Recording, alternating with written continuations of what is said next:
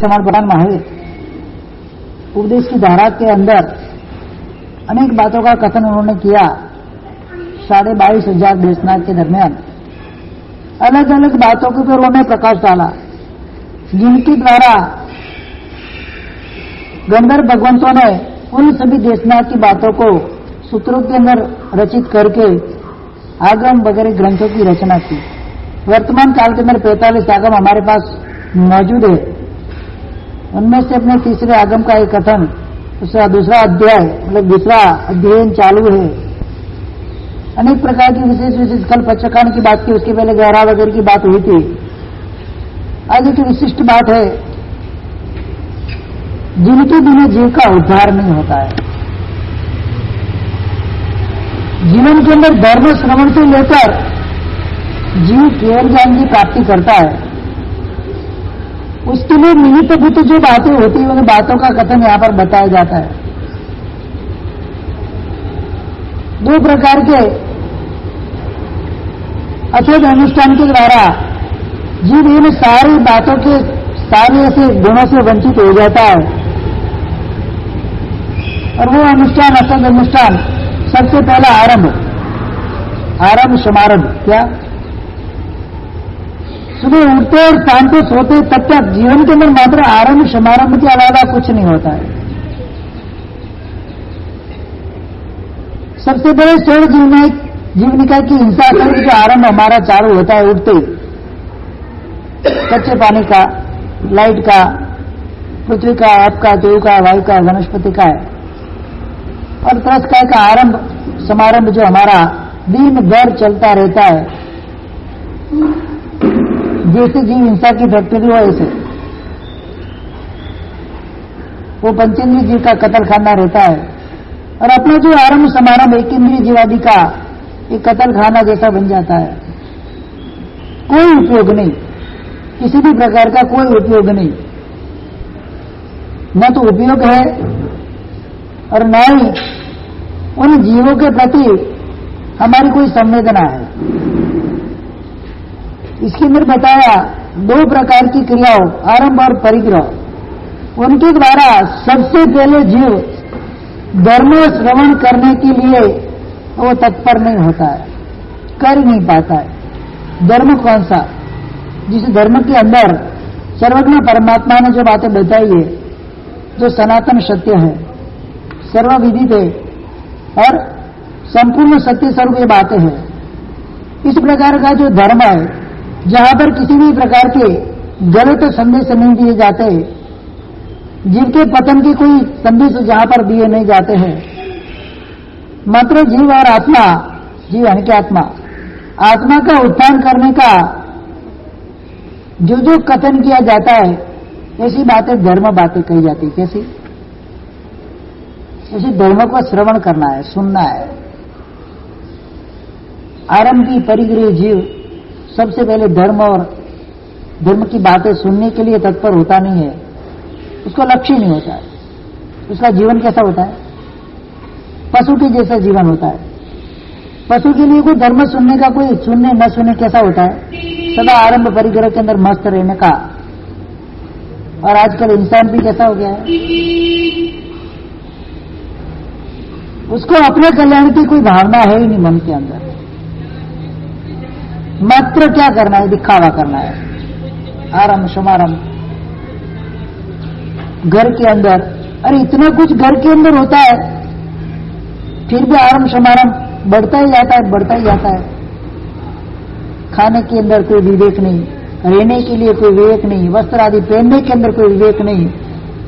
असद अनुष्ठान जो करते हैं, क्रिया वगैरह करते हैं असद क्रिया, उसके अंदर कोई विवेक नहीं। कहां पर है विवेक? बताओ तो सही। भाषा में विवेक नहीं।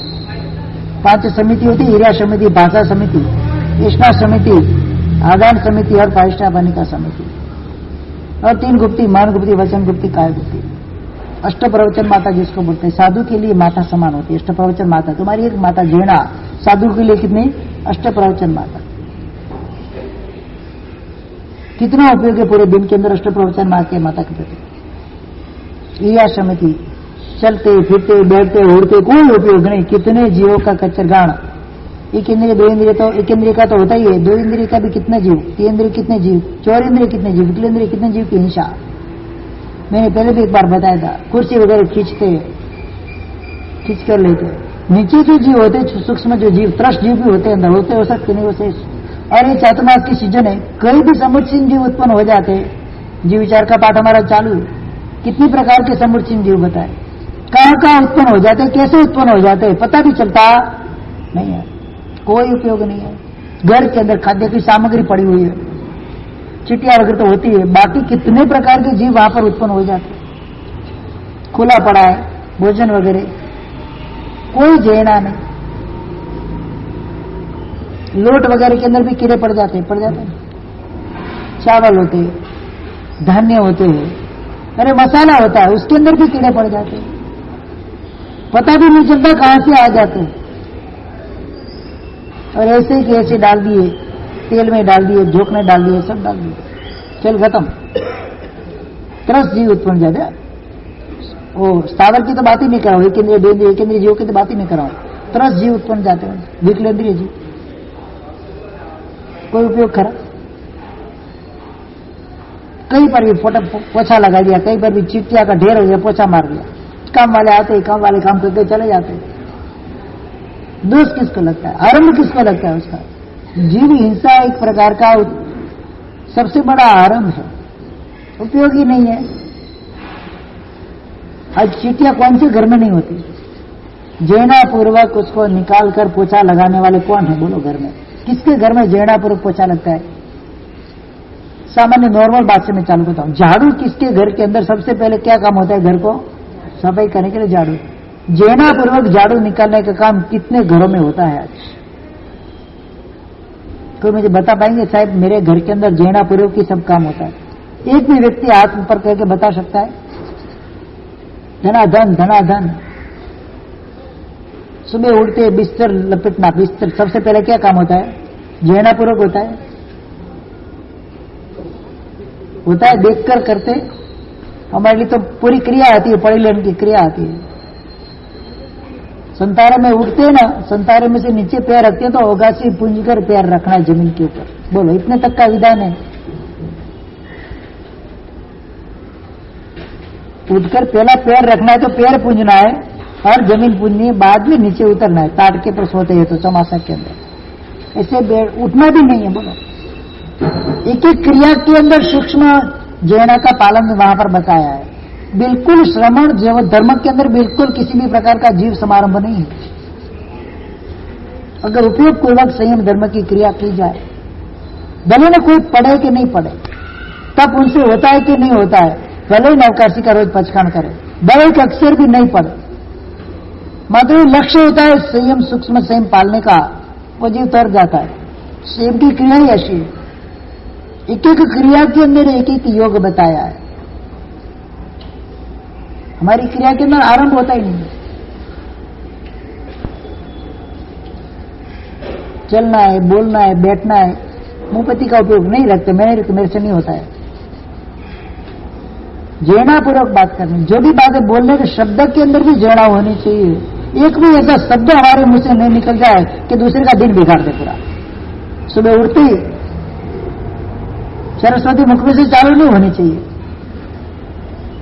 हमारा का बिगड़ता दूसरे का भी बिगाड़ना। शब्द कैसे होते हमारे? सबसे पहले इरिया समिति पालन सुबह से उठकर होती है। जैना पर कोई काम नहीं, धन धड़ा धड़ा धड़, ऑफिस जाना है, रसोई बनानी, गैस पूंजने की तक की भी नौबत नहीं है। एक बूंद भी गैस के अंदर शाम के टाइम में शक्कर या कोई भी पदार्थ का कण भी छोटा रह जाता है। बर्नर के अंदर छोटी छोटी चिड़िया तो होती है। सूक्ष्म जीव मैंने बताया था ना, गड़े के अंदर भी जीव हो जाते हैं, बताया था कि नहीं बताया? छोटे दिखते नहीं, आपसे आप थपका पर नीचे रखो ना, फिर वो जब चलन तो पता चल के जीव है, ताकि ऐसे लगे कि मिट्टी के कण होंगे। ऐसे छोटे छोटे जीव गैस के बर्नर के अंदर, चिटिया छोड़ो, चिटिया की बात नहीं कर रहा हूं, जो उड़ भी सकती है, थोड़े थोड़े चिट उड़ते ही है। ऐसे छोटे छोटे जीव पूरे बर्नर के अंदर बजा के आप खाली बर्नर से उड़ने लगते हैं पूरे। कई बार ऐसा देखा है कि नहीं देखा है? और तुरंत फट करके और रात में चाय बनानी होती है सुबह और उठ के आते हैं, एक तो आंख भी पूरी धोई नहीं होती, नाक भी छोड़ी नहीं होती, सीधा चालू करके बर्फ फट करके लगाया लाइटर, बस खेल खत्म। जितने भी उड़ने वाले चींटी वगैरह साफ सपाट साफ हो जाएंगे। तो कौन सी जैन आई वहां पर? गैस के चूल्हे पर ये जो चंद्रमा बांधा है ना, गैस के चूल्हे पर चंद्रमा बांधा जाते हैं। आजकल गैस के चूल्हे के ऊपर क्या होता है पता है ना? चिमनी होती है, चंद्रमा नहीं होता। नाम से राशि एक की, चंद्रमा और चिमनी राशि एक की। पाप का भयंकर कोटि का आरंभ का कारण है वो चिमनी। चंद्रमा जैना का कारण बनता है, चिमनी अजैना का कारण बनती है। जैसी आग की लपटें उधर जाएंगी, चिमनी के अंदर रहे हुए 30 जीव खत्म, साफ हो जाएंगे उसी गर्मी के द्वारा। वो खींचती है ना, वो तो हवा को खींचती है। फैशन हो गया, हर घर के अंदर एक एक नई नई स्टाइल देखने को मिलती है। आरंभ कितना जबरदस्त कोटि का, आरंभ समारंभ, पता ही नहीं कि मैं क्या कर रहा हूं, मेरे द्वारा कितने जीवों की हिंसा हो रही। कत्ल खाने के अंदर जाकर पशु को छोड़ाना हमारा धर्म है। घर के अंदर कत्ल खाना चल रहा है हमारा। कोई 7 प्रकार की कत्ल खाने घर के अंदर चलते, गैस की भट्टी, जलने की घंटी, पानी की टंकी। आज की भाषा को बोला, पहले की तो आज चीज है ही नहीं, तो कहां से आएगा? पानी के नल, गीजर, कच्चा पानी जाता है तुरंत उसकी सफाई हो जाता है, आधा कच्चा आधा पका। गीजर में पानी कैसा आता है? एकदम गर्म आता है, आधा कच्चा आधा पक्का। बाल्टी में पानी आएगा गीजर में से, आधा कच्चा आधा पक्का। भयंकर कोटि की जीव हिंसा है वहां पर। अब का जीव पता ही नहीं है, अब का के साथ साथ वो छनकर आता है पानी, 10 जीव भी अंदर आते ही है। पड़े पानी गर्म हुआ तो खेल खत्म। कितना आरंभ है। मुझे धर्म श्रवण की रुचि क्यों उत्पन्न नहीं होती, उसके पीछे एक कारण बताया है। आरंभ और परिग्रह का त्याग किए बिना धर्म नहीं सुन सकता है जी। अगर सुन भी ले तो अमल में नहीं रख सकता है, उसका आचरण में नहीं ला सकता है। तो कदाच धर्म उसे सुन लिया तो आचरण नहीं होता है। क्यों नहीं होता है? कि उसके मन की परिणति कैसी हो जाती है, निष्ठुर परिणति हो जाती है। कुछ सुन भी लिया तो कुछ तो पल्ले पड़ता नहीं है, तो पल्ले पड़ेगा तो उसके प्रति उसका लक्ष्य नहीं है, बेदरकारी है। हमारे साहब तो बोलते रहे, हम सुनते रहे, बस अपना काम करो। कितना टाइम तो है ही नहीं, और इतने टाइम में इतना मुझे काम करना है, बच्चों को तैयार करना है, उनके नाश्ता बनाना है, घर के लिए नाश्ता बनाना है, कच्चा लगाना है, पोछा लगाना है, कपड़े धोने फलाना करना है। कितना काम, 1 घंटे 2 घंटे अंदर कितना काम होता है। और हमारे साहब वहां पर जैना करें जाए तो शाम पड़ जाए, सुबह की नौकरी शाम को मिले। क्या सुबह की नौकरी कब मिले? और आजकल एक नई फैशन मैंने देखा है, शाम के बर्तन सुबह धोने का, जूठे बर्तन, बराबर ना? शाम के बर्तन होते, रात को 8 बजे 9 बजे खाना खाते, कौन आएगा धोने के लिए? और मैम साहब को तो बर्तन धोने की आदत है ही नहीं, जब काम वाली बाई आएगी तब धोएगी। जूठे बर्तन पड़े रहते, उसके अंदर कीड़े उत्पन्न हो जाते, रात में समूर्छित जीव उत्पन्न हो जाते। उसको तो क्या पता है, तो सिर्फ पानी में डाला, दम दबाड़ा बरा बोला दिया उसे। एक भी बर्तन 48 मिनट से उपरांत पानी वाला भी नहीं रखना चाहिए। क्या धोने के बाद पानी वाला होता है ना, वो भी नहीं, वो भी पोंछना पड़ता है, पोंछ कर रखना पड़ता है। और तो बास्केट होती है, बस धो के डाल दिया उसने, और सुबह जाकर पोंछना है तो पोंछ, नहीं पोंछा तो कुछ नहीं, वैसे ऐसे उपयोग में ले लो। वो जूठे बर्तन होते हैं, अगर पोंछे नहीं रात भर तो जूठे ही होते हैं बर्तन। एक बूंद भी पानी अंदर रह जाए जूठी, रात्रि भोजन का दोष लगता है, भले रात्रि भोजन के आप त्यागी हो। एक हमारी थाली का एक कनिया भी जूठा रह गया और दूसरे दिन तक वो रह गया, रात्रि भोजन का दोष हमको लगता ही लगता है। साधु भगवान गोचरी वापरते हैं, हमारे तो कितना नियम है। पात्रे के अंदर गोचरी वापरी, पात्रा 2 पानी से 3 पानी से धोना है, फिर 2 बार उसको कपड़े से पोंछना है, लूणा करना 2 बार, फिर उसको पूंज के पड़ीलन करके झोली में बांध के वापस उसके स्थान पर रखते हैं, पता ही नहीं चलेगा भाई साहब ने बोतरी वापरी कि नहीं वापरी। नीचे जमीन के ऊपर एक कण भी रहता, पानी की बूंद भी नहीं रहेगी, कण की तो बात छोड़ो, ये जहना होती है। किचन तो हमारा कैसा रहता है, शायद हफ्ते भर में एक आधा साफ होता होगा, तो रोज साफ होता है, रोज साफ होता है, बेडरूम रोज साफ होता है, किचन कब साफ होता है? कौन करेगा? जब 3 बहू है तो कौन करेगा साफ? उसके लिए कंपटीशन चलती है। हाँ, कौन साफ करेगा? मेरा आज तो मेरा टर्न नहीं है, तो उसका टर्न, आज उसकी बारी है। क्या बर्तन धोने की बारी अलग होती है, कपड़े धोने की बारी अलग होती है, रसोई बनाने की बारी अलग होती है। जेना धर्म पालने की बारी कब आएगी? ये आरंभ भयंकर कोटि के आरंभ के कारण जीव को धर्म करने के अंदर रुचि जगती नहीं है। सबसे पहला ही विकल्प आया है, धर्म करने के लिए रुचि नहीं, धर्म श्रवण करने की रुचि नहीं जगती है। धर्म सुनने के क्या सुनना है? भी हमारे जीव में कुछ ऐसा है तो नहीं सुनने का, हम तो कोई पाप करते ही नहीं, क्यों सुनना है हमको? ऐसे भी होते तो ऐसे महापुरुष मार से हमने कौन सा पाप कर दिया तो हमको धर्म सुनना है? सुबह से उठकर आरंभ और समारंभ पूरा भयंकर कोटि की कत्लेआम हमारी चलती रहती है। ये तो मात्र आरंभ समारंभ की बात है। दूसरे नंबर का दूसरा भी बात है, 2 स्थान चलाए, ये दूसरा देन है तो 2 स्थान की बात करेंगे, आरंभ और परिग्रह। दूसरे नंबर के अंदर क्या बताया? परिग्रह। घर के अंदर मेंबर कितने? मेरा एक सवाल, घर के अंदर मेंबर कितने? बोलो। 4 मेंबर। घर के अंदर थाली कितनी?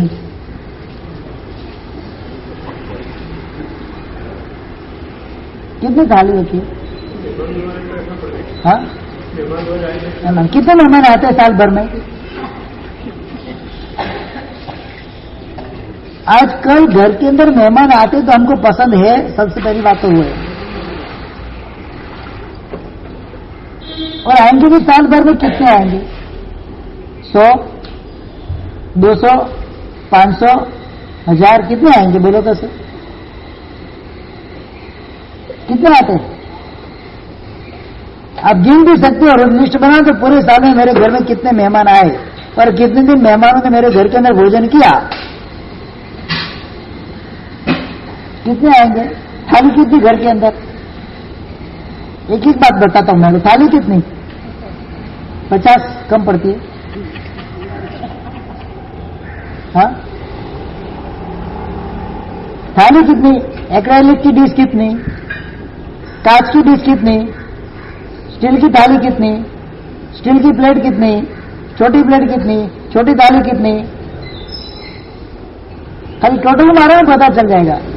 जितनी थाली प्लेट वगैरह आपके घर के अंदर है, साल भर में इतने मेहमान आते हैं कि नहीं आते, वो मुझे बताओ बात में, वो गिनती करके बताओ। हर घर की बात कर रहा हूं, एक घर की बात नहीं कर रहा हूं। आज जाकर गिनना कितनी थाली प्लेट, वाटका थाली प्लेट चम्मच वगैरह गिलास वगैरह मेरे घर के अंदर कांच के सब स्टील के सब गिन लो, एक बार क्रॉकरी सब गिन लो आपकी। और उतने मेहमान पूरे साल भर में मेरे घर पे आते कि नहीं आते उसका एक लिस्ट बनाओ, और फालतू का कितना मेरे घर में पड़ा है उसका लिस्ट बनाओ। फिर भी नया नया जो भी डिनर सेट आया, चलो ऑनलाइन ऑर्डर कर दो, मंगा लो। पहले तपेली होती थी, तपेली के अंदर सब्जी वगैरह रहता था और उसमें से लेना होता था, एक ही बर्तन का उपयोग होता था। अब घर के अंदर बनता है, तपेली के अंदर बनता है, तपेली बोलते हैं, टोप बोलते हैं आपको। फिर उसको लेकर बड़े कटोरे में लेना, उसको डाइनिंग टेबल के ऊपर सजाना, इसके अंदर 2 चम्मच एक्स्ट्रा रखनी, हर चीज की चम्मच एक्स्ट्रा अलग, और उसके अंदर से छोटी कटोरी में लेना और उसके अंदर वापस उसकी चम्मच वापस अलग। स्टाइल खाने के लिए भी क्या है? स्टाइल है। पहले घर में क्या होता था, एक चम्मच रहता था, तपेली में से सबको दे देना, खेल खत्म, एक तपेली में सबका काम हो जाता था। बर्तन कितने कम होते थे पहले? पहले घर के अंदर लोग ज्यादा होते थे, बर्तन कम होते थे, जूठे बर्तन कम पड़ते थे। आज घर के अंदर लोग कम हो गए, बर्तन ज्यादा हो गए। कितने साल के बाद आपने चम्मच का उपयोग चालू किया बोलो?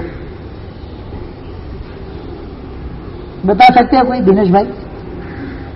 कितने साल के बाद चम्मच का उपयोग चालू किया? स्टाइल से तो जरूर पड़े खाना पाना वो चीज अलग थी। कितने साल के बाद? दोनों तो सही। हरीश भाई, हाँ 50 साल के बाद। 50 साल तक चम्मच के बिना चला था कि नहीं चला था?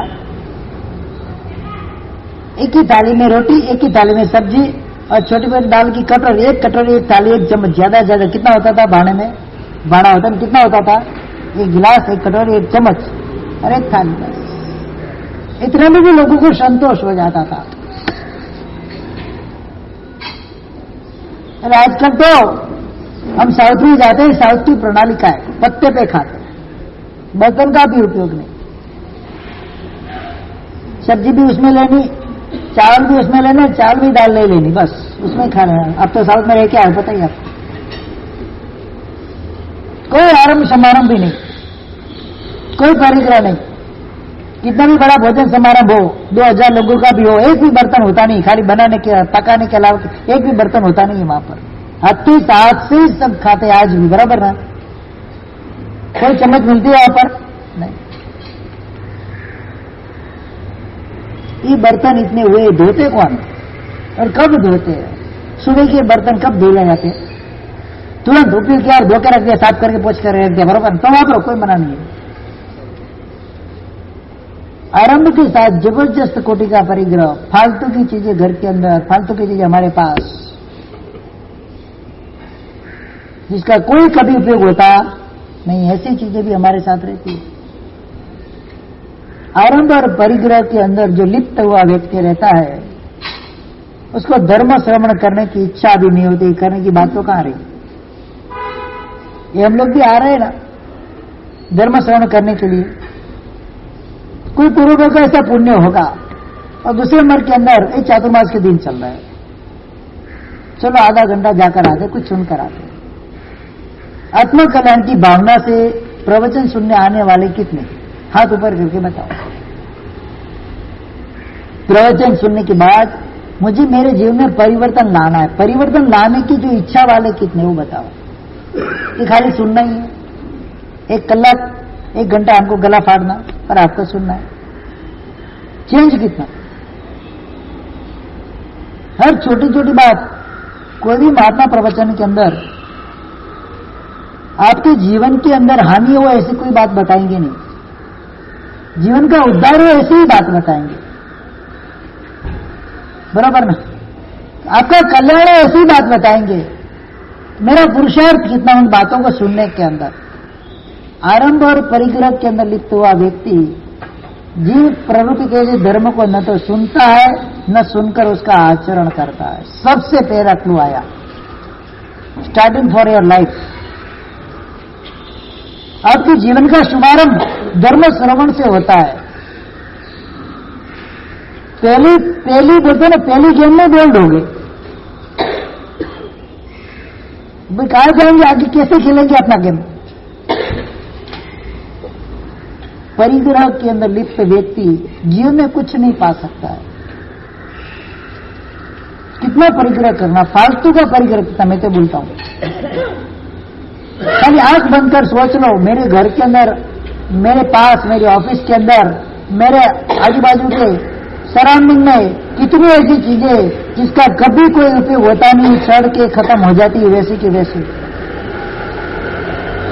दिखावा ही है ना, क्या? पहले घर के अंदर, रूम के अंदर मात्र 1 बल्ब जलता था, उसके अंदर 12, 15, 20 जन का फैमिली रहता था। आज एक हॉल के अंदर 20 बल्ब होते, एक बटन ऑन करो 4 बल्ब साथ में चालू हो जाए। जरूरत है कुछ? पहले हम अंधेरे के आदी थे, अब हम भी अंधेरे से नहीं, अभी उजाले के आदी हो गए। अंधेरे हमको भी दिखता नहीं, ऐसी हालत हो गई। उसमें भी गांव में रहते थे, बिजली चली जाती थी, एक दीवार के प्रकाश के अंदर घर के सारे काम हो जाते थे, वो भी जैना पूर्वक होते थे कि नहीं होते थे? कितना पापाचार कम था। शुद्ध जीवन के अंदर, सादगी भरे जीवन के अंदर पापाचार की मात्रा बहुत घट जाती है। आरंभ समारंभ की जिंदगी के अंदर मात्र पापाचारी और कुछ नहीं।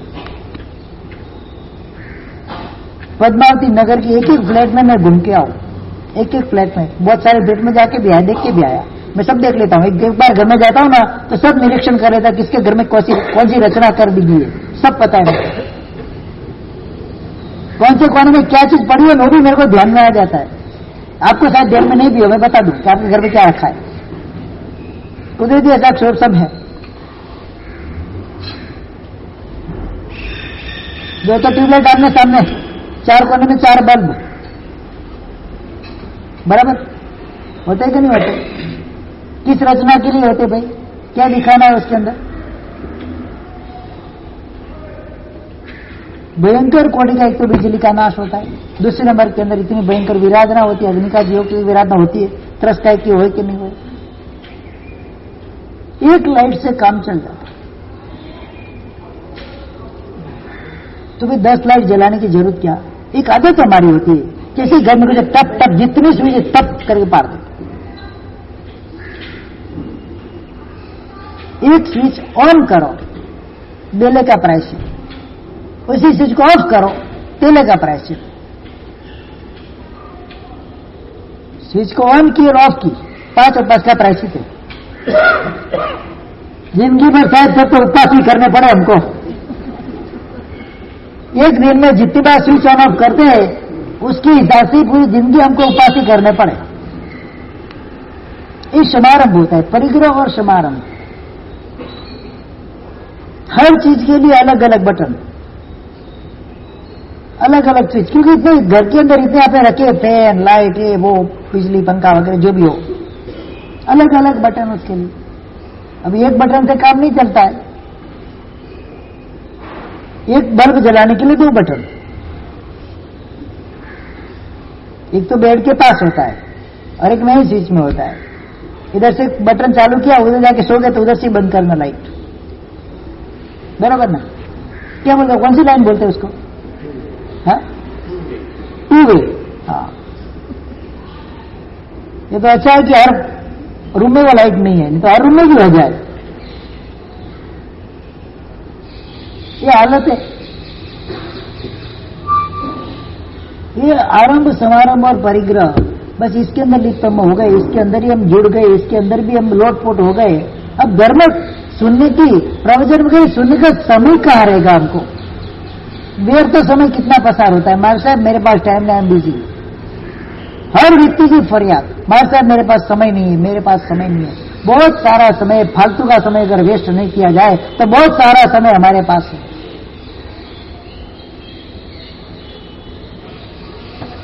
पंखा घर में चालू होता है फिर भी एसी चालू होता है, एसी चालू होता है फिर भी पंखा चाहिए। क्या इतनी ठंडी लगती है, इतनी गर्मी लगती है? जाओ नरक में पता चले तो इसी नरक के अंदर कितनी गर्मी है उसका बयान कर देता हूं मैं आपको। वहां की गर्मी कैसी है, कितनी बार जाके आए उस गर्मी के अंदर, कितने भाव करके आए, अनंत भाव करके आए। कितने उस गर्मी को सहन करे ना, अनंत भाव करके आए। भगवती जी सूत्र के अंदर नरक की गर्मी का वर्णन आता है। मैंने एक बार शायद आपको बताया भी था, शायद जी विचार में बताया था। नरक की गर्मी, नरक की जो भूमि कितनी गर्म होती है, 1 लाख, अरे मुझे 1000 बार नहीं, 10 लाख किलोग्राम का एक लोहे का गोला, वो नक्कर टिप टिप के बनाए गए, बिल्कुल अंदर जैसे जरा सी भी हवा जाने की भी गैप नहीं हो, ऐसा टिप टिप के लोहार बनाता है ना गोला, नक्कर गोला, ऐसा गोला कोई देवलोक का देव ऊपर से छोड़ता है। नरक की भूमि जो हवा भूमि होती है ना, उसे 500 योजन तक गोला आता है। उस समय वो गोला लोहे का पिघल कर पानी पिघल कर पानी के उड़कर गर्म होकर बाष्प बनकर उड़ जाए, नीचे अंश भी नहीं आए, एक बूंद पानी का भी नहीं पड़े लोहे का। इतनी गर्मी भयंकर नीचे होती। 10 लाख किलो का गोला लोहे का, किसका, और 500 योजन ऊपर तक अगर आया और उधर तो जलकर खाक होकर पानी और हवा बनकर उड़ जाए। इतनी भयंकर गर्मी के अंदर नारकी के जीव वहां पर रहते हैं, उस भूमि के ऊपर रहते हैं। सोचो आप, अब इधर की गर्मी का खाली वर्णन सुनो, खाली आप कितनी गर्मी होगी। ऐसी गर्मी जीव ने अनंत बार सहन की है, फिर भी पंखा चाहिए, फिर भी एसी चाहिए। सहन नहीं होता है, क्या सहन नहीं होता है? सहन करना है तो हम सब कुछ सहन कर सकते हैं। 2000 की नोट बदलने के लिए 4 घंटा 6 घंटा गर्मी के अंदर लाइन में खड़े रहते कि नहीं खड़े रहते, वहां कौन सी ऐसी आती है, कौन सा, हाँ अब पता चलेगा सितंबर के अंदर बंद हो रही है, बराबर ना। जितनी गर्मी से निकलेगी और लाइन लगेगी, वहां कोई एसी होती है आपके पास, कोई पंखे होते हैं क्या? रोड के ऊपर खड़ी धूप के अंदर आपको खड़ा रहना है वहां पर बदलने के लिए, सहन होता है कि नहीं होता है? सबको सहन होता है कि नहीं होता है? स्वार्थ के लिए हम बाहर धूप में भी खड़े रहते, आता अपना लेते, क्या करते हैं? और घर में निर्जरा के लिए नहीं होती, घर में बंद की आता अपना होती है। आया वयंती दिम्मेसु हेमंतेसु हवा उड़ा, 1041 सूत्र 4 अध्ययन के अंदर साधु के लिए बताया। जब गर्मी की ऋतु आती है तो श्रमण एक वस्त्र धारण करके कड़ी जो धूप होती है दिन की 3 बजे की धूप के अंदर गर्म स्थान के अंदर जाता है, गर्म शिला के ऊपर जाता है, उधर जाके सूर्य के सामने बैठकर आतापना लेता है। गर्मी के अंदर आतापना ग्रहण करने, आतापना आप भी लेते हो, नहीं लेते हो ऐसा नहीं है। कई बार बाजार में खड़ा रहना पड़ता है, गरम गरम धूप के अंदर ही खड़ा रहना पड़ता है नहीं, लाइन लगाकर। गवर्नमेंट के ऑफिसों में जाते हैं, कहीं पर भी जाते हैं जहां पर लाइन लगती है, वहां पर कितनी गर्मी के अंदर खड़े रहते हैं हम। ये आतापना आपके लिए कर्म का बंध का कारण बनती है। श्रमण की जो आतापना होती है कर्म निर्जरा का कारण बनती है। पहले काल के अंदर श्रमण भगवंत इस प्रकार से आतापना लेते थे, कड़ी धूप के अंदर, वैशाख महीना चल रहा हो, रेगिस्तान जैसा, राजस्थान जैसा रण प्रदेश हो, रेगिस्तान हो, वहां पर इस भूल गर्मी की सीजन के अंदर 24 उपवास और आतापना लेना है। पानी भी नहीं पीना है पूरे दिन, और इसने आतापना लेनी है। 24 बेला जिसने किया होता है ना, 24 बेला करके 7 यात्रा, किसने किसने की है बताओ तो सही। इधर शत्रुंजय गिरिया की 7 यात्रा 24 बेला करके किए कि नहीं किए कभी? एक भी नहीं। अरे वाह, मैं सोचा 10-12 तो निकलेंगे यहां से। मैंने की एक ही बार, बस वही अंतिम बार। 24 बेला करके 7 यात्रा करते हैं। पहली दूसरी यात्रा तो ठंडक में हो जाती है, जब तीसरी यात्रा के लिए निकलते, नीचे उतरते, सामने धूप आती है। फिर पश्चिम दिशा चालू हो जाती है ना, पूर्व दिशा से अपन चढ़ते, पश्चिम दिशा की धूप आती है, नीचे उतरते धूप आती है, और उस धूप के अंदर हम चलते हैं, उतरते चढ़ते, उतरते चढ़ते, क्या हालत हो जाती है। 24 उपवास है भी, चढ़ते तो पसीना भी निकलता है, और वापस ये धूप। उस महीने के अंदर मैंने किया था, तब मेरी हालत खराब हो गई थी क्या, और उधर भी संकल्प कर लिया आज के बाद कभी भी 24 बेला करके 7 यात्रा करने का पराक्रम करना नहीं है। वही पहला और वही लास्ट। अभी जाता पार जाए तो उत्साह नहीं होता है, सबको देखता हूं कि ये लोग इतनी जाता कर 7 यात्रा करके तेला, अरे 11 यात्रा करके तेला, 7 यात्रा करके बेला, कोई तो 108 यात्रा, कोई 15 यात्रा, कोई 20 यात्रा, 21 यात्रा। धन्यवाद है उनको। यहाँ तो 7 में तो हालत खराब हो गई थी, और संकल्प कर लिया। 20 साल हो गए आज, कितने 20 साल के अंदर एक बार भी इच्छा भी नहीं हुई है कि जाकर वापस दूसरी बार तेला करूं और बेला करूं।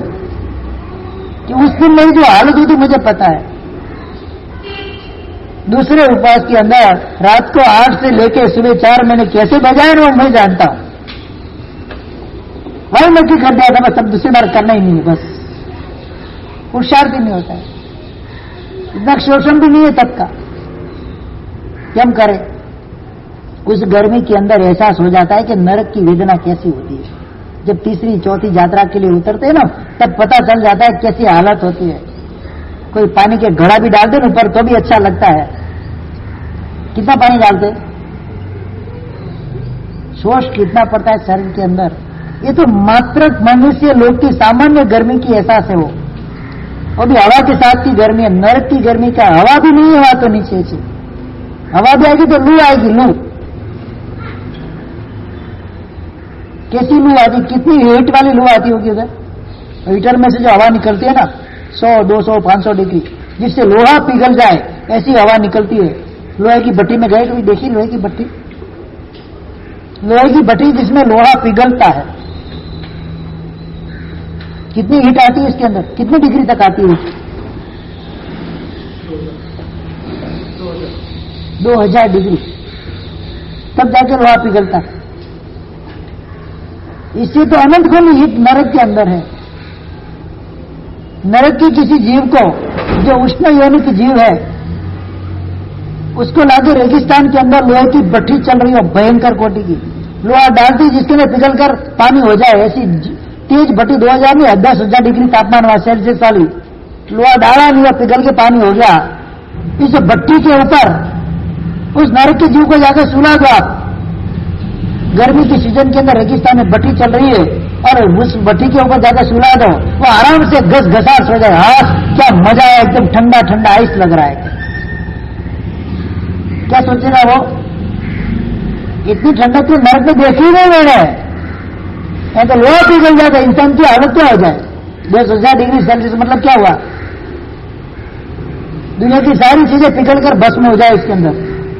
तो ऐसी गर्मी के अंदर अगर नरक के जीव को सुला दिया ना, तो ऐसा लगे आज मजा आ गया। आज तो कि 0 डिग्री सेल्सियस का टेम्परेचर मेरे को लग रहा है, इतनी भयंकर गर्मी वहां पर है। ये गर्मी सहन करके आए और हम लाइट पंखे के बिना चलता नहीं, हमको एसी के बिना हमको चलता नहीं। और कितनी बार सहन किया जीव ने, भले शरीर चेंज हुआ, आत्मा तो वही है ना। आत्मा ने सहन तो किया ही है। आरंभ और परिग्रह जितना जीवन में से कम होगा, धर्म के प्रति लगाव झुकाव इतना ही ज्यादा होगा। ये जितना बढ़ेगा धर्म से अभिमुख होते जाओगे, विमुख होते जाओगे, अभिमुख नहीं होगे, धर्म छोड़ते जाएंगे। बस धर्म छूटने का कारण यही है। मैंने बताऊं ना, आज लोग को धर्म के अंदर, धर्म स्थानों के अंदर आने की इच्छा क्यों नहीं हो रही है? बस उसके पीछे जबरदस्त कोई कारण हो। ये स्थानांक सूत्र के अंदर बताया आरंभ और परिग्रह। सुबह मैंने पॉइंट लिखे, तब मैंने सोचा परमात्मा की बात जो परमात्मा ने 2000 साल पहले, 2500 साल पहले परमात्मा ने बताई, कितनी सचोट बात है। कोई कारण नहीं इंसान को धर्म से विमुख होने का, मात्र एक ही कारण है, आरंभ के अंदर लिप्त हो गया है, परिग्रह का आदि हो गया है। बस उसको धर्म करने की कोई इच्छा नहीं होती है। और सुनने नहीं आएगा तो करेगा क्या? धर्म सुनते ही नहीं है तो करेगा क्या? परमात्मा की वाणी सुनते नहीं है तो उसका आचरण कैसे करेंगे? जिस दिन उस वाणी को सुन लिया, थोड़ा बहुत आचरण में आएगा। वाणी का प्रभाव है। कोई न कोई जीव कहीं न कहीं अंदर से कुछ न कुछ तो पाता ही पाता है। देव की माला मुरझाती नहीं है, देव के पैर जमीन को टच नहीं होते हैं, उनके शरीर के ऊपर जरा इनकी करचलियां दिखती नहीं है, और उनकी आंखें कभी बंद होती नहीं है। ये 4 बातें परमात्मा समावसान के अंदर बयान कर रहे देव के स्वरूप का। और रोहिणिया चोर माता कुछ क्षणों के लिए कांटा लगा पैर के अंदर, उसको निकालने के लिए उंगली कान में से डालने उसके पिता ने मना कर दिया था कि तू जब भी महावीर के समावसान के पास से निकले, कान तेरे बंद करके निकला, इनकी एक शब्द भी उसका सुनना नहीं। अगर सुनेगा तो तू ये धंधा छोड़ देगा। और अपना तो धंधा अपनी आजीविका चोरी है, क्या है? पिता की आज्ञा मान ली, उसने पिता का देहांत हो गया। जब भी समावसान के भगवान का समावसान नगर के बाहर लगता है, चोरी नगर में करने जाना है। वो तो पल्ले में अगर गुफा में रहता था, वो राजगीर नगरी की गुफा में रोहिणिया चोर रहता था। परमात्मा का समावसान लगे, उसके जाने आने रास्ता वही था उसका। जब भी जाता दोनों काने बराबर ईयरपेड डाल के जाता था ताकि सुनाई नहीं दे कुछ भी।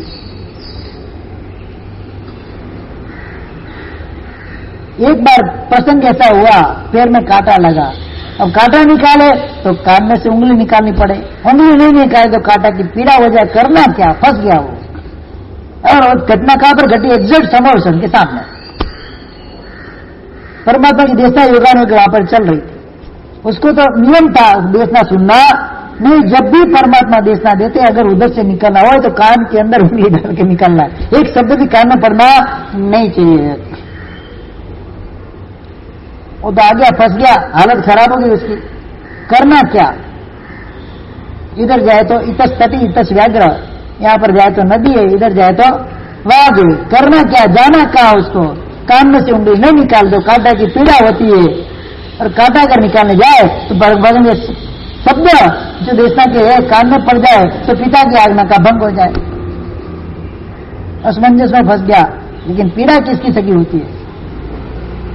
हमने निकाली, कांटा निकालने के लिए इतना समय गया, उतने परमात्मा की 4 बेसना उसके कान में पड़ गई। देव का वर्णन परमात्मा कर रहे थे। देव की आंखें कभी पलक नहीं झपकती है। देव के पैर जमीन से 4 उंगल अधर ही रहते हैं। उनकी माला जो गले में रहती है आजीवन कभी मुरझाती नहीं है। और दूसरे नंबर के अंदर उनके चेहरे पे कभी करचलियां पड़ती नहीं है, मतलब कोई ऐसे भाव पसीना आता नहीं है देव को। 4 बातें सुनते, अनायास, इच्छा नहीं थी। क्या धर्म श्रवण करने की बिल्कुल इच्छा थी, इच्छा भी नहीं थी, और बोलते ना कि इसके अंदर कोई लक्ष्य भी नहीं था उसका, खाली शब्द कान में पड़ गए। चोरी का उपद्रव भयंकर मचा दिया उसने राजगीर नगर के अंदर। परेशान हुए राजा प्रजा सब परेशान हो गए। उधर सैनिक महाराज के पुत्र अभय कुमार बुद्धि निदान रोहिणिया चोर को पकड़ने के लिए जाल बिछाई उसने चोरी की कबूलात करने के लिए जाल बिछाई, पकड़ लिया, पकड़ के नशे के अंदर, पानी के अंदर नशीली दवा डाल के उसको बेहोश कर दिया। और जहां पर उसको रखा गया था पूरा देवलोक का वातावरण अभय कुमार ने सर्जित कर दिया। जैसे देवियां पंखे डाल रही, देव को नया उत्पन्न होता है तो अलग अलग पूरा कंप्लीट देवलोक का वातावरण उसने वहां पर सर्जन कर दिया। धूप धुएं उछल रहे हैं, रत्नमणि के दिए जल रहे हैं, पूरा एकदम देवलोक का वातावरण। बेहोशी में से उठा, वो निंद्रा खुली, देखता है मैं कहां पर हूं। भगवान आप देवलोक में पधारे हो, आपका जन्म हुआ है, आपका वेलकम है देवलोक के अंदर। सब देवी आकर बोलती है, देवियां नहीं थी कोई, वो मनुष्य स्त्री आई थी देवी का रूप करके, आपका नाम ये फलाना ठिकना, आप आकर हमारे देवलोक का आचार्य जो भी नया देव प्रकट होता है वो अपने किए हुए पाप कर्म और पुण्य कर्म बताता है यहाँ पर आके, फिर उसकी आज्ञा स्वागता होती है। आप भी बताओ आपने अपने जीवन में क्या क्या आराधना की, धर्म क्या क्या किया है, क्या क्या पुण्य का काम किया है। आप तो मरकर देव बन रहे हो, मैं मर गया, कब मरा मैं, वो सोच रहा है मैं कब मरा। वातावरण ऐसा था, हो भी सकता है कि मैं मर के देव भी बनाऊं। उतने परमात्मा की बातें याद आई। आप सब देवलोक की देवी हो, देवलोक में देवी हो गए, ये तो देव तो उनके गले में माला, ये तो पूरी मुरझा गई है, देव नहीं हो सकते। भगवान ने क्या बताया था, देवलोक के देव के गले की माला जीवन भर मुरझाती नहीं है। और गर्मी की दोपहर गर्मी होती है, उसके कारण सबके सर पे पसीना आ रहा है, देवलोक को तो कभी पसीना आता नहीं है। और देखा नीचे, ये सब नीचे जमीन पे ही बैठे हुए हैं, और देव के पैर तो जमीन से 4 उंगल अगर रहते हैं। ये तो देव तो है नहीं, न कि अभय कुमार की कोई जाल है। वो भी कोई मास्टर था, वो कि ऐसा वैसा नहीं था, बुद्धि नहीं जानता, वो भी अभय कुमार की कोई ना कोई जाल है। अब मैं अभय कुमार को फंसाता हूं। मैंने तो कोई भी, मैं देवलोक में देव कैसे बना आपको पता है, मैंने कोई ऐसा पाप का काम किया ही नहीं है। मैंने दान दिया है, मैंने धर्म आराधना की है, सामाजिक प्रतिक्रमण पोषक वगैरह बहुत कुछ किया है मैंने, उसके फल स्वरूप मैं देव बना हूं। वो बोलते नहीं कि मैंने तो आपको कुछ अपराध तो किए होंगे, कुछ पाप तो किए होंगे, और एक भी पाप मैंने किया नहीं है। अभय कुमार भी समझ गया है, मास्टर समझ गया है क्या, कि मैंने उसको जाल में फंसाने के लिए प्रयत्न किया है। लेकिन तब रोहिणी जो चोर था, रोहिणी चोर, उसके मन में आया 4 शब्द परमात्मा के मैंने सुने, उसमें मेरा पूरा जीवन बच गया। तो परमात्मा का स्वयं अंगीकार कर दूं तो मुझे मोक्ष के। मेरे पापा ने आज तक मेरे को अंधेरे में रखा, क्या मेरे कि पापा ने आज तक अंधेरे को, तू धर्म शरण मत करा, धर्म शरण का फल कितना, आज मेरा साक्षात मुझे लगता है कि मेरा जीवन बच गया है। ताकि अभय कुमार के छटके में से बचने वाला आज तक कोई पैदा हुआ नहीं है। अगर मैं बच गया तो इसमें परमात्मा की कृपा है। आज से सारा आरंभ समारंभ बंद, परिग्रह बंद। तुरंत ही वहां से निकला, उसने पूरी चोरी की कबूलात कर दी। अभय कुमार को लेकर गया, मैंने यहाँ पर धन छुपाया है, सबको अपना धन जो भी जिसका लिया था अभय कुमार ने सबको बुलाया, अपना धन वापस कर दिया। परमात्मा के पास जाकर चारित्र अंगीकार किया, धर्म श्रवण का फल है। जब आरंभ परिग्रह से वह मुक्त हुआ, आरंभ का परिग्रह छोड़ा, परमात्मा की देशना उसके कान में पड़ी, और देशना का फल क्या हुआ, भव सुधर गया। ये भव तो सुधरा, परलोक भी उसने अपना सुधार लिया। इसीलिए तो बोलते हैं ना, कुछ न कुछ समय निकाल कर भी भले थोड़ा स्वाध्याय करो, भले थोड़ा प्रवचन वगैरह सुनो।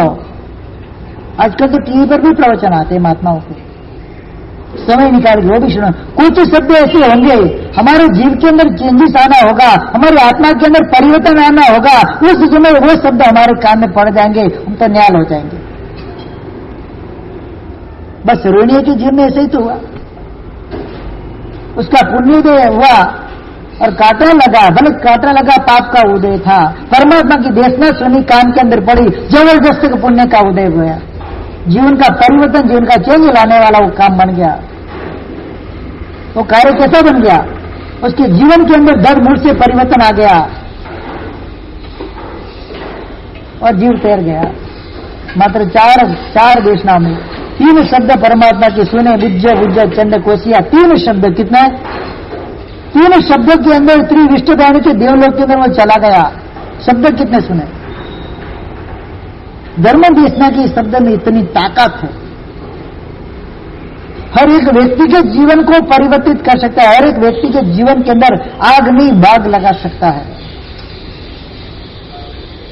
चिराती पुत्र के जीवन में वही हुआ, 3 शब्द ही सुने खाली, कितने उपसम विवेक और संवर मुनि वर के मुख से 3 शब्द मात्र सुने धर्म देशना के, और 3 शब्द के अंदर घाती, हत्यारा, क्रूर, क्रोधी ऐसा जो चिराती पुत्र था, भयंकर कोटि के अपराध के अंदर सजा धजा, कसायों से लिप्त हुआ, मात्र 3 शब्द उपसम विवेक और संवर 3 शब्द के अंदर अपनी काया को वसीरा दिया संपूर्ण रूप से, और उसी भाव के अंदर मर के सीधे देवलोक के अंदर चले गए।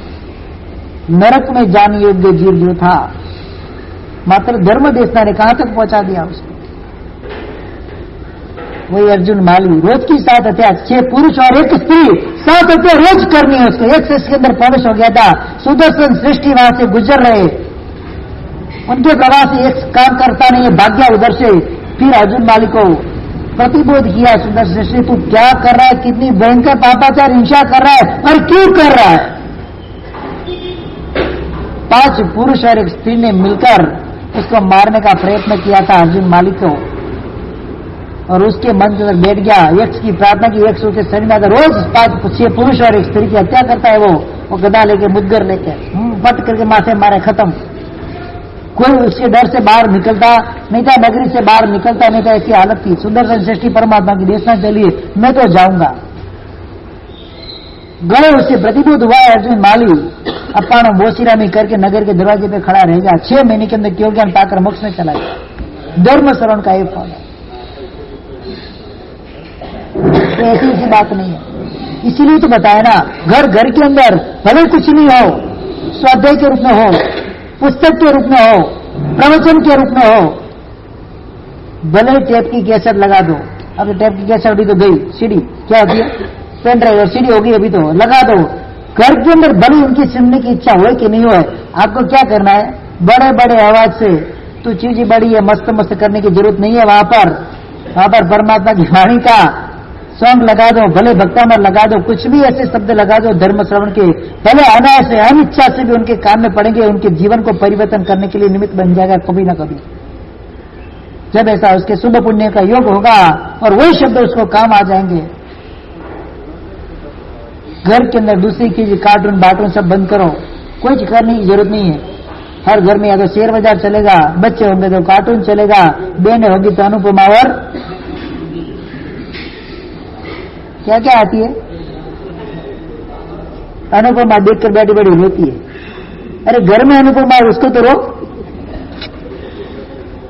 उसकी तो सामने देखने की इच्छा होती है। वहां पर अनुपमा सासू को दुख देती है, सासू अनुपमा को दुख देती है, तो दोनों रोते, आंख में आंसू आ जाते हैं। घर में सासू को तो परेशान कर दिया है, वो अनुपमा को तो देखते ही नहीं है। इससे जीव निष्ठुर बनता जाता है, प्रगति निष्ठुर बनती जाती है। इस चीज से कुछ धर्म श्रवण का, भले आपको टीवी के बिना नहीं चल रहा है, मैं आपको रोक भी नहीं पा रहा हूं, जमाली को माइल भी नहीं रोक पाया, तो मैं आपको कैसे रोकूंगा भाई, नहीं चल रहा है आपको, तो कुछ धर्म शास्त्र श्रवण करने की बातें कान में पड़े, ऐसा कुछ भले जोर से बजाओ, ताकि वो बेडरूम में सोया हुआ रहता है ना, बादशाह आज का, उसके कान में भी दो शब्द पड़ेगा, जल्दी उठ उठ जागे मुसाफिर बोर भाई अब रही ने कहा जो सोवते, कान में उसके कान में पड़ेगा ना वो शब्द तो उठ जाएगा कम से कम। गृह से भी जगीदार भाव से भी वो जग जाएगा। कुछ ऐसा काम करो घर के अंदर भी, भले आरंभ परिवार के अंदर मस्त हो, उसके अंदर भी धर्म श्रवण करने के लिए धर्म प्राप्ति की हो गया कोई ऐसे टिकड़ा मजराओ घर के अंदर, ताकि घर के अंदर के जीवों का सद्बुद्धि सूझे और इधर आके धर्म श्रवण का आदि बने, उनको भी धर्म श्रवण की लालसा जगे। बाकी तो रोज का काम तो रोज करना ही करना है, एक आधा घंटा पौना घंटा यहां पर निकालना है। कई जीवों के अंदर आज जितने भी महात्मा जिन शासन की तरह महान पद के ऊपर विराजमान है, हर एक के जीवन के अंदर आप तबासने जाओ तो सबसे पहला आया परमात्मा महात्मा के प्रवचन सुनकर मेरे जीवन के अंदर परिवर्तन आया। मासी मार सुधर सकता है, ब्राह्मण सुधर सकता है, महाराष्ट्रियन सुधर सकता है, मुस्लिम सुधर सकता है, जैन शासन के दर पाया हुआ जैन नहीं सुधर सकता है धर्म श्रवण से। रोज की दारू पीने वाला, बोतलों का शोकेस करने वाला आज जैन शासन का श्रवण बनकर पन्यास पद के ऊपर विराजमान है। क्या मेरे सब मासी, मेरी मम्मी की सगी मासी की लड़की, उनके हस्बैंड आज राज रत्न विजय पन्यास राज रत्न विजय नाम से रामचंद्र श्री महाराज के समुदाय के अंदर विराजमान है। प्रवचन में गए थे चंद्रशेखर विजय महाराज के, एक बार कोई इनका कल्याण में तो लेकर गया था कि सेवंती, एक बार सुन के सेवंती भाई नाम था, करोड़पति थे, फासन जेम्स उनकी ऑफिस चल रही थी और धांगरा मेटल करके बॉम्बे में उनकी दुकान भी चल रही थी, बहुत बड़े रईस थे संसारी अवस्था के अंदर। जब गए थे तो जेब के अंदर दारू की बोतल लेकर गए। जब पहली बार शादी करने गए, मासी की शादी तो दूसरी बार हुई उनकी, पहली बार शादी करने गए तो दारू ढींचकर शादी करने गया, तो तुरंत से जान वापस आई थी नंद कुमार की तरह। लड़की ने मना कर दिया, मेरे को नहीं करना चाहिए, दारू पीकर गए थे उस समय। ऐसी हालत के अंदर दुनिया की कोई भी ऐसी दारू नहीं जो उन्होंने नहीं पी होगी। घर के अंदर शौकेस के अंदर दारू की बोतल है। एक ही प्रवचन चंद्रशेखर पन्यासी महाराज का सुने, एक प्रवचन के अंदर परिवर्तन आया, सब छोड़ दिया। घर के अंदर जहां पर दारू का शौकेस था, धार्मिक उपकरण आ गए, चौड़ा मुंहपति होगा वगैरह। घर के अंदर इलेक्ट्रिसिटी के नाम पे मात्र खाली टेलीफोन। अब घर के अंदर जाओ तो कहा रहते थे, बॉम्बे के अंदर तारदे अरविंद कुंज के अंदर रहते थे। घर के अंदर घंटी बजाने दूरी खींचो तो घंटी बजे, अंदर मंदिर में बत्ती नसी, बेल भी नहीं, डोर बेल भी नहीं। घर के अंदर इतना परिवर्तन वर्षित तब कर लिया।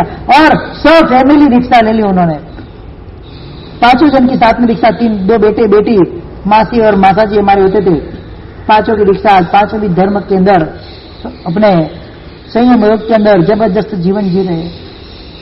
परिवर्तन कब आ जाता है? मात्र एक प्रवचन परिवर्तन ला देता है, नहीं लाता है ऐसा नहीं है। नेमनाथ कुमार का, नेमनाथ भगवान का एक प्रवचन सुना, गज सुमार के मन में परिवर्तन आ गया।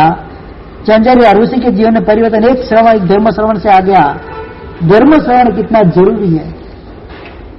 आरंभ और परिग्रह जितना कम होगा, धर्म श्रवण के प्रति रुचि हमारी बढ़ेगी। आज एक ही बात लेता हूं, कल दूसरे विकल्प समझाऊंगा। टॉपिक यही, आरंभ और परिग्रह से हमको दूर होना है, तब जाके ये चीजें प्राप्त हमको होगी। कौन सी चीजें? 11 चीजों की बात आएगी यहाँ पर। कितनी? ये तो पहली बात बताई मैंने आपको कि धर्म श्रवण के अंदर हमारा मन होता है, हमको ताड़ाबंदी होती है, तलब जगती है धर्म श्रवण करने की, और रुचि जगती है जब हम आरंभ और परिग्रह से धीरे धीरे धीरे कम हो जाते, मुक्त हो जाते, तब जाके धर्म के प्रति हमारा झुकाव और लगाव होता है, और उसी प्रकार से धर्म हमको प्राप्त